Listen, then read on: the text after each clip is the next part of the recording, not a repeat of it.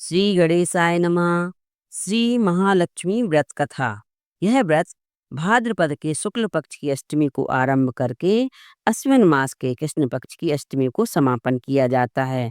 एक समय महर्षि द्वैपायन व्यास जी हस्तिनापुर आए। उनका आगमन सुन समस्त राजकुल के कर्मचारी महाराज भीष्म सहित उनका सम्मान आदर कर राजमहल में व्यास जी को स्वर्ण के सिंहासन में विराजमान कर अर्घ्य पाद्य आचमन से उनका पूजन किया।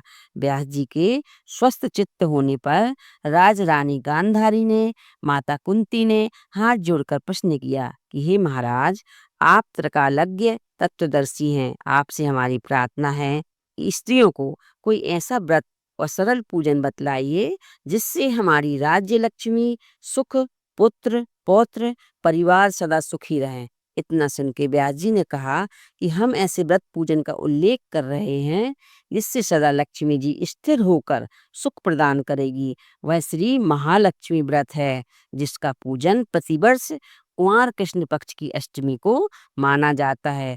तब राज रानी गांधारी ने कहा, महात्मन, यह व्रत कैसे आरंभ होता है, किस विधान से पूजन होता है, यह विस्तार से बताने का कष्ट करें। तब महर्षि जी ने कहा, यह व्रत भाद्रपद शुक्ल पक्ष की अष्टमी के दिन सुबह व्रत का मन में संकल्प कर किसी जलाशय में जाकर स्नान कर स्वच्छ कपड़ा पहने एवं ताजी दूर्वा से महालक्ष्मी जी को जल का तर्पण देकर प्रणाम करना चाहिए। फिर घर आकर शुद्ध 16 धागा का एक गंदा बना के प्रतिदिन एक गांठ लगानी चाहिए। इसी प्रकार 16 दिन तक 16 गांठ का एक गंदा तैयार कर अश्विन मास की कृष्ण पक्ष की अष्टमी को व्रत रह के मंडप बनाकर चंदोबा तान कर उसके नीचे माटी का हाथी पर महालक्ष्मी की मूर्ति स्थापित कर तरह तरह की पुष्प मालाओं से लक्ष्मी जी का एवं हाथी का पूजन करके कई पकवान सुवासित पदार्थों का नैवेद्य समर्पण करें। फिर श्रद्धा सहित महालक्ष्मी व्रत करने से आप लोगों की महालक्ष्मी राजलक्ष्मी सदा स्थिर रहेगी। ऐसा विधान बताकर व्यास जी अपने आश्रम को प्रस्थान कर गए। इधर समयानुसार भाद्रपद मास के शुक्ल पक्ष की अष्टमी से समस्त राजघरानों की नारियां और नगर स्त्रियों ने श्री महालक्ष्मी व्रत का आरंभ कर दिया। बहुत सी नारी गांधारी के साथ प्रतिष्ठा मान हेतु व्रत का साथ देने लगी। कुछ नारी माता कुंती के साथ भी व्रत का आरंभ करने लगी, पर गांधारी जी द्वारा कुछ द्वेष भाव चलने लगा। ऐसा होते होते 15 दिन के समाप्त होकर जब 16वां दिन अश्विन कृष्ण पक्ष की अष्टमी का आ गया, उस दिन प्रातःकाल से नगर नारियों ने उत्सव मनाना प्रारंभ कर दिया और समस्त नर नारी राजमहल में गांधारी जी के यहाँ उपस्थित हो तरह तरह से महालक्ष्मी जी के मंडप और माटी के हाथी सजाने बढ़ाने में बड़ी तैयारियां होने लगी। गांधारी जी ने नगर के सभी प्रतिष्ठित नारियों को बुलाने को सेवक भेजे, पर माता कुंती को नहीं बुलवाया गया, ना ही कोई सूचना भेजी। उत्सव बाद की धुन गुंजाने लगी। इससे सारे हस्तिनापुर में खुशी की लहर दौड़ गई। माता कुंती ने इसे अपना अपमान समझकर बड़ा रंज मनाया और व्रत की कोई तैयारी ना की। इतने में महाराजा युधिष्ठिर, अर्जुन, भीमसेन, नकुल, सहदेव सहित पांचों पांडव उपस्थित हो गए। तब अपनी माता को गंभीर देख अर्जुन ने प्रार्थना की, माता, आप इतनी दुखी क्यों हो? क्या हम भी आपके दुख का कारण समझ सकते हैं और दुख दूर करने में सहायक हो सकते हैं? आप बताएं। तब माता कुंती ने कहा, बेटा, जाति अपमान से बढ़कर कोई दुख नहीं है। आज नगर में श्री महालक्ष्मी जी व्रत का उत्सव रानी गांधारी ने सारे नगर की सारी औरतें मान देकर बुलाई, पर तुम्हारी ईर्ष्यावश मेरा अपमान कर उत्सव में मुझे नहीं बुलाया। तो पार्थ ने कहा, माता, क्या वह पूजा का विधान सिर्फ दुर्योधन के ही महल में हो सकता है? क्या आप अपने घर में नहीं कर सकती? तब कुंती ने कहा, बेटा, कर तो सकती हूँ, पर साज सामान इतनी जल्दी तैयार नहीं हो सकता, क्योंकि गांधारी के 100 पुत्रों ने माटी का विशाल हाथी तैयार करके पूजन कर साज सजाया है। ऐसा विधान तुमसे न बन सकेगा। और उनके उत्सव की तैयारी आज दिन भर से हो रही है। तब पार्थिव ने कहा, माता आप पूजन की तैयारी कर, नगर में बुलावा फिरावें। मैं ऐसा हाथी पूजन को बुला रहा हूँ जो आज तक हस्तिनापुर वासियों ने देखा नहीं होगा और ना ही पूजन किया है। मैं आज ही इंद्रलोक से इंद्र का हाथी ऐरावत जो पूजनीय है उसे बुलाकर तुम्हारी पूजा में उपस्थित करा दूंगा। आप अपनी तैयारी करें। इधर माता कुंती ने सारे नगर में पूजा का ढिंढोरा पिटवा दिया और पूजा की विशाल तैयारियां होने लगी। तब अर्जुन ने सुरपति को ऐरावत भेजने का पत्र लिखा और एक दिव्य बाण में बींधकर धनुष पर रखकर देवलोक इंद्र की सभा में फेंका। इंद्र ने बाण से निकालकर पत्र खोला और पढ़ा तो आश्चर्य से अर्जुन को लिखा कि हे पांडु कुमार, ऐरावत भेज तो दूंगा पर वह इतने जल्दी स्वर्ग से कैसे उतर सकता है। तुम इसका उत्तर शीघ्र ही लिखो। पत्र पाकर अर्जुन ने पत्र में ही बाणों का रास्ता बना के हाथी उतारने की प्रार्थना की। लिखकर पत्र वापस कर दिया। इंद्र ने मातृसारथी को आज्ञा दी कि हाथी को पूर्ण रूप से सजाकर हस्तिनापुर में उतारने का प्रबंध करो। महावत के तरह तरह के साज सामान से ऐरावत को सजाया। देवलोक की अंबर झूल डाली गई, स्वर्ण की पालकी रत्न जड़ित कलशों से बांधी गई, माथे पर रत्न जड़ित जाली लगाई गई, पैरों में घुंघरू स्वर्ण मणियों की बांधी गई जिनकी चकाचौंध पर मानव जाति की आंखें नहीं ठहर सकती थी। इधर सारे नगर में धूम मची हुई थी कि कुंती माता के घर सजीव इंद्र का ऐरावत बाणों के रास्ते पर स्वर्ग से उतरकर पूजा जाएगा। सारे नगर के नर नारी बालक और वृद्धों की भीड़ ऐरावत को देखने एकत्रित होने लगी।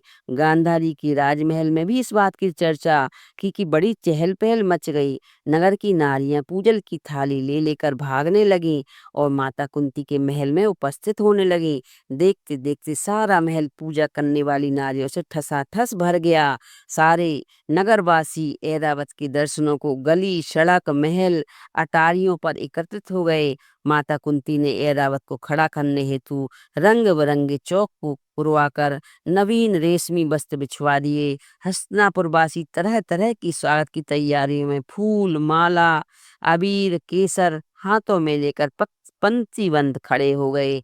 इधर इंद्र की आज्ञा पाकर ऐरावत स्वर्ग के बाणों के बनाए रास्ते से धीरे धीरे आकाश मार्ग से उतरने लगा, जिसके आभूषणों की आवाज नगरवासियों को आने लगी। ऐरावत के दर्शन होते ही नर नारियों ने जय जयकार के नारे लगाना आरंभ कर दिए।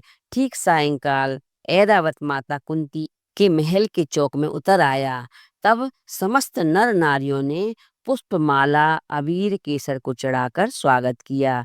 महाराज धौम्य पुरोहित द्वारा ऐरावत पर महालक्ष्मी जी की मूर्ति स्थापित करके वेद मंत्रों द्वारा पूजन की गई। नगरवासियों ने भी लक्ष्मी पूजन का स्वागत करके ऐरावत की पूजा की। फिर तरह तरह के मेवा पकवान लेकर ऐरावत को खिलाए। ऊपर से जमुना जल पिलाया गया।